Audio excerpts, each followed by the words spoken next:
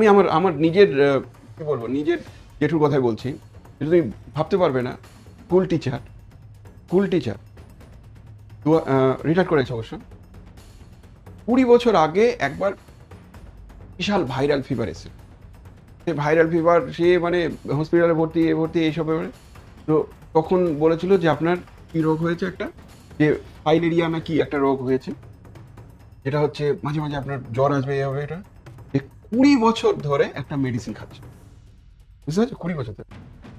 পরে যখন অসুস্থ আর ঠিক হচ্ছে না, হচ্ছে না, তখন আবার সেই এনআরএস না মানে পিজি, তোমার কলকাতা মেডিকেলে যখন ট্রিটমেন্ট করতে শুরু করলো এখানে, বলছে যে না আপনার তো ফাইলেরিয়া বলে কিছুই নেই, আগেও ছিল না। বলছে আপনার ভুল ট্রিটমেন্ট হয়েছে, দীর্ঘদিন ধরে আপনি ওই মেডিসিনটা ভুল খেয়েছেন। তো এরকমও হয়েছে কিন্তু, খেয়াল করো, ভুল ট্রিটমেন্ট হতে পারে।